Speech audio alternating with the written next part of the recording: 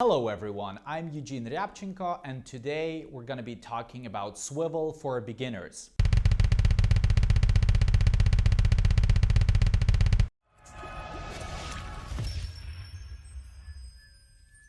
So what are the four main things you need to know about swivel? First of all, the swivel prerequisites. What do you need to know before you start even attempting swivel? The second thing, when you should apply swivel, at what tempos? The third thing, what is swivel applied for? What is its purpose? And the fourth thing is how to apply the theoretical knowledge of swivel in practice. So let's get started.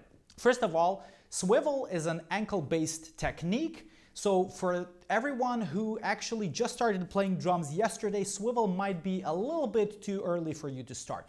In order to feel comfortable learning swivel, you should be able to pull off some 160 to 180 BPM straight ankle double bass, like this. Swivel takes a lot of concepts from ankle techniques such as muscle group isolation, sitting position, bouncing the footboard, working with the beater angle and certain spring tension. So that's why it's essential that you need to be sure that you're good with already doing that. Okay, so very briefly, I'm gonna show you the first things that you need to know in order to be able to pull off some sort of ankle technique. So first, you know that at slow tempos, you would be like sitting closer to the edge, leaning onto the pedals with the heel up technique, using your full legs like this. This is a great way to have a lot of power, being able to pull off slower double bass up to maybe 140, 150, 160 BPM, like all the drummers did back in the 80s and the 90s. Then the faster you want to go, the smaller muscles you're going to be using. You're going to be switching to ankles, and this also is possible thanks to the way you sit. So the sitting position on your drum throne is essential here. This is something that I always try to encourage people trying out, is that instead of sitting on the edge of the chair, you move slightly behind, and now this way your body weight is hovering over the chair. You can check if you're actually, the chair is supporting your body by grabbing your ankles like this. And if your upper body is not affected at all, I'm putting them down on the floor. Now I'm raising them. And I'm not leaning forward or backward. So that means that the upper body is completely isolated from the lower body. And basically from this position, you just need to sit like this and put the feet gently onto the pedal so that you can reach them. And now you have to push yourself away with your ankles. And as you can see, my upper legs are not moving too much. They're supported by the chair. So you're basically playing away from the bass drum, not into the bass drum with the weight of your body, but away. And the weight of your body is concentrated here over the drum chair. So now that you have this one already done, it's time to understand when can be swivel applied. Swivel, just as ankles, should be applied at a relatively faster tempo, let's say mid-tempo, 170, 180 and above. Because ankles are not going to be really used at slow tempos. You don't see many drummers use ankles at this slow tempo. They're going to be just hammering down with full leg, just as I showed before. And since swivel is an extension of ankles, you're also going to be using swivel at faster tempos. I see a lot of drummers try to understand how swivel goes with doing this. The side-to-side motion is okay, but the problem is you're not really using ankles at this tempo. You're just moving your full leg left and right, which doesn't really make much sense. We're gonna actually get to this heel wiggling a little bit later in this video, but for the full explanation, make sure that you sign up for Drum Technique Academy and check out the full swivel course. So number 3, what is the purpose of swivel technique? Since you're gonna be using it as part of your ankle technique, you're going to be feeling burning pain in your shin muscles the faster and the longer you're trying to do with straight ankles. And eventually swivel just helps you to relax a little bit by shaking off the pain.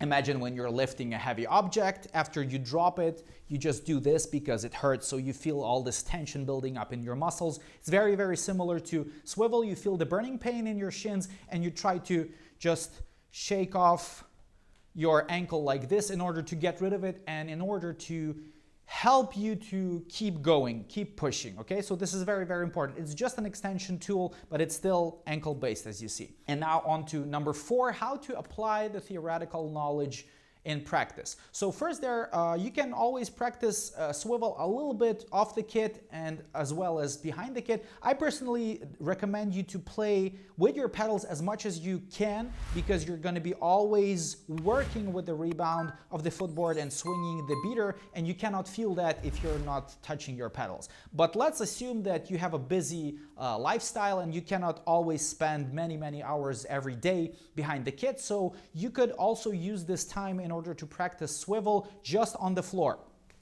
So this is something that might be very helpful for some of you. Hopefully, maybe some of you are used to tap the floor with their heels like this. Just raising your heel. And this is something that you can just replace with horizontal heel wiggling, like this, in order to get your body used to the horizontal movement rather than the vertical stomping, let's say. And this is important because you're going to be synchronizing your right foot with the left foot, your right foot with the right hand, and your feet with hands together. All this kind of a feeling of doing this multitasking is going to be more comfortable with time if you're going to be able to independently wiggle the feet from side to side and playing with the hands vertically. So a very good exercise that you can try immediately at home is try to synchronize the right foot, leading foot, wiggling with the leading hand. So let's say if you were used to just tapping on the floor with your heel like this, 8th notes, and play 4th notes with your leading hand.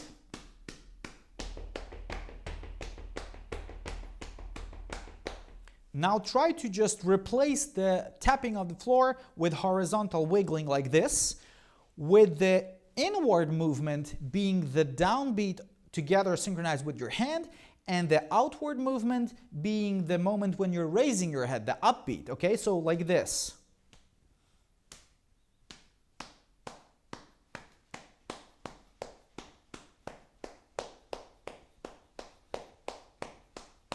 This way, you're going to be basically playing 8th notes with your right foot and 4th notes with your right hand. And if you're adding the left foot in the equation, that's going to be 16th notes with feet, with the right hand playing 4th notes, which is going to be like, let's say, the imitation of a metronome, okay?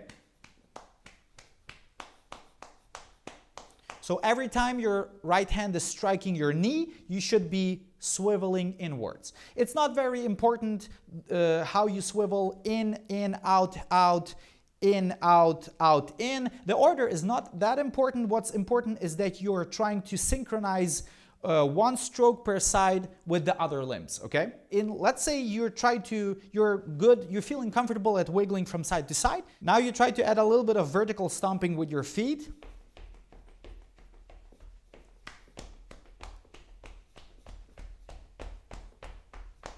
But you're still prioritizing doing one stroke at a side, having the downbeat on the in movement, okay? And now if you take all this and put it behind the kit, you have the vertical straight ankles,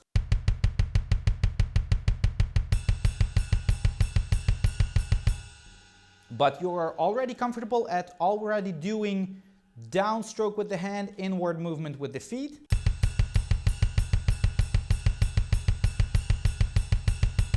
And this is how you slowly synchronize your different limbs in order to feel comfortable doing the horizontal movement with your foot and doing the vertical movement with your hand. So the main approach in developing speed and endurance is doing long-term relaxed endurance runs. Let's say just an ankle marathon 10-minute run of 16th notes. at a comfortable, relaxed pace, and interval training going from max speed and then relaxing. Let's say doing 4th and 8th notes with the right foot.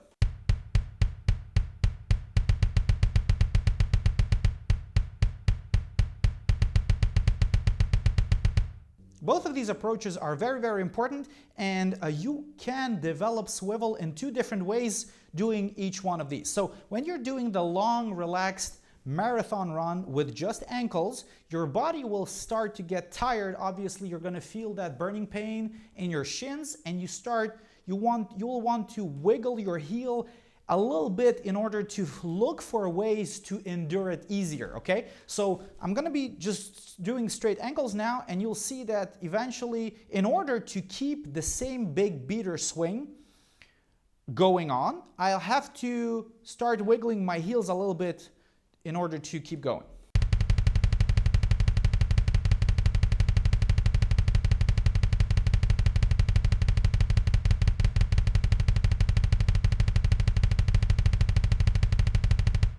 Maybe you've even noticed that my left started swiveling a bit sooner than the right one, actually because the right one is more developed, so I can pull off longer bars with just straight ankles.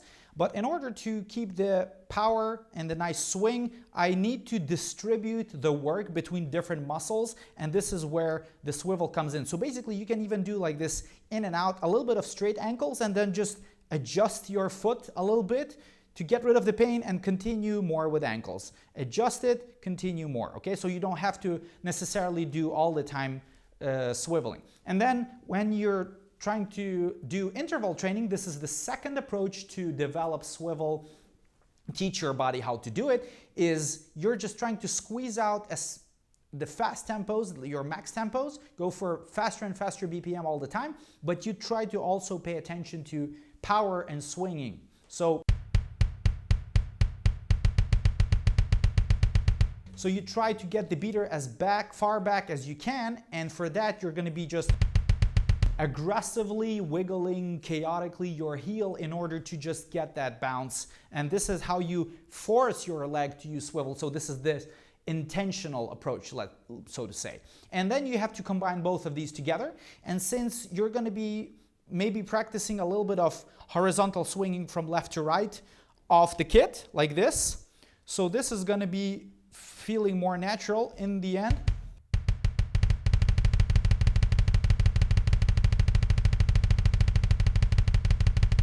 And eventually it will evolve into this nice natural motion when you're going to be doing 1 stroke per side, and you're always going to be distributing all the work for different muscles, and you're always going to be relaxed. For the full swivel course for beginners, make sure you head to www.drumtechniqueacademy.net and sign up to join the community. Thanks a lot for watching. Make sure that you check out the full video. Keep practicing. Have a nice day. Bye-bye.